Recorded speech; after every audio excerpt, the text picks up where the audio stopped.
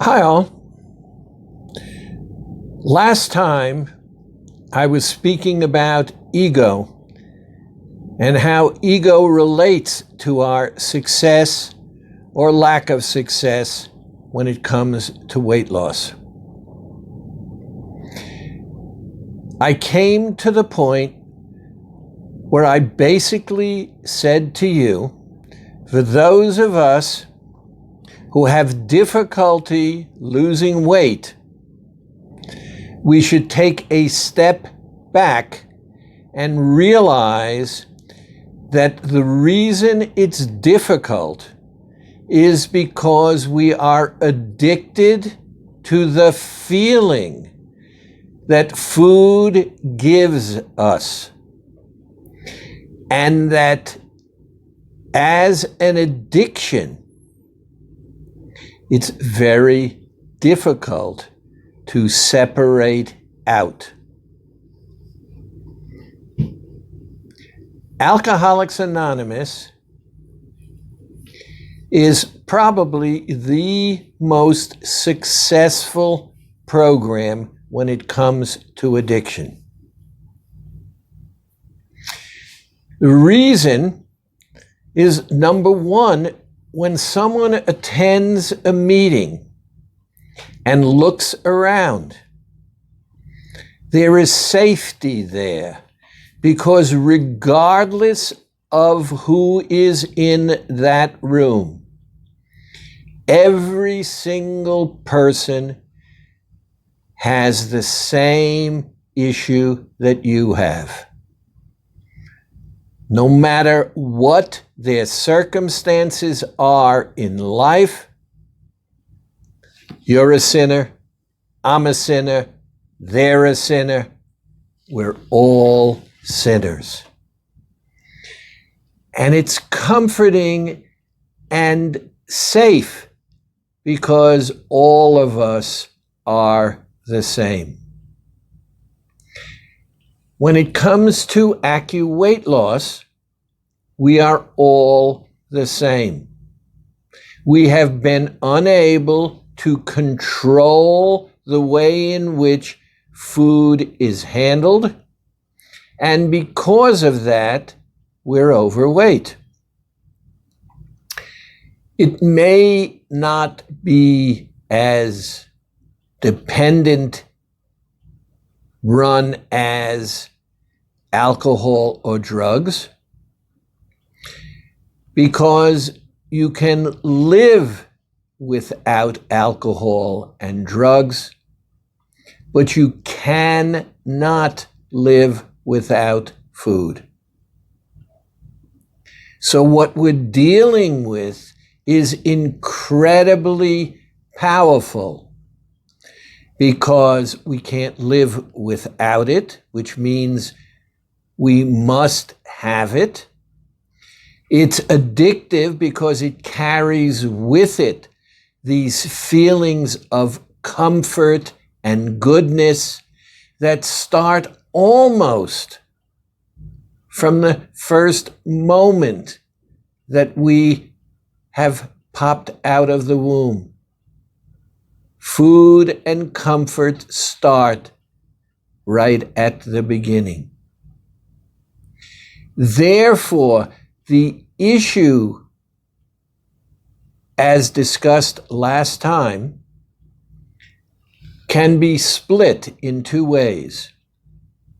What I said was, I've never had anyone in the 22 plus, almost 23 years that I've been with weight loss, seen a person who has been successful in losing the weight who felt bad.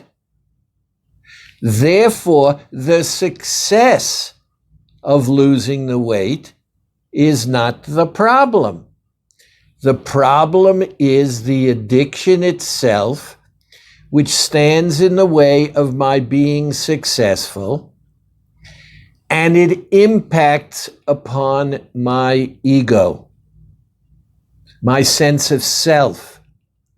When I am not successful, I find some way of being unable to be happy with myself, and it's cumulative. Where do we go from here? I said that the magic protocol was a strong aid. And the reason it's a strong aid is simple. It bypasses all of the emotionality of comfort.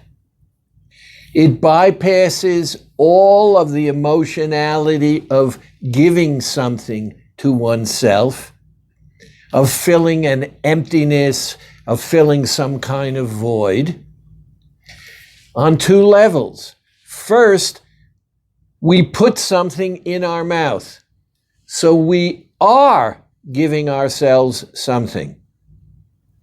Now, I agree, what we are putting in our mouth is not as comforting or satisfying as our addiction. But we are being proactive. I needed, I took. I needed, I took. But in this case, what I took was nowhere near as satisfying as the addiction itself. Therefore, to some extent, I controlled my need for the addiction. Then, since the thing that I gave myself, and I knew it back inside my head, would prevent me from going any further, because the candy that I put in my mouth put a taste in my mouth that overrode my ability to use the addiction. Now think about that. Underlying it all, the ego was operating. What was not operating was the connection between the ego aspects, the adult self and the child self. The child self wanted what it wanted when it wanted it. It didn't want to wait. It wouldn't wait, and is immediately satisfied when you give in. You, on the other hand, the adult self, are left with the residue. I had a moment of comfort, but it only satisfied me for a moment. And that's not good enough. And that's why the addiction is so strong, because it's never enough. That void is not filled. That need for comfort is not filled. So what am I saying?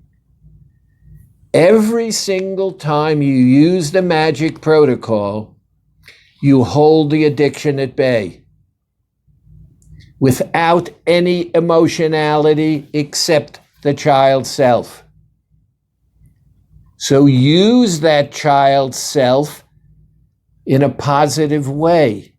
It loves you unconditionally. It wants you to be happy.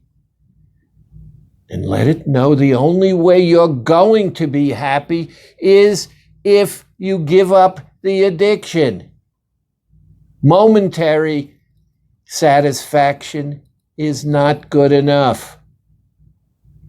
And you can use the magic protocol again and again and again and again and again and again.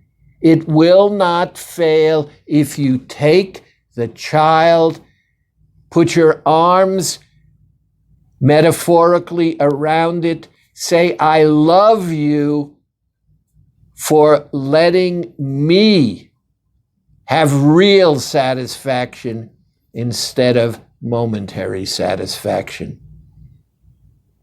Thanks for listening.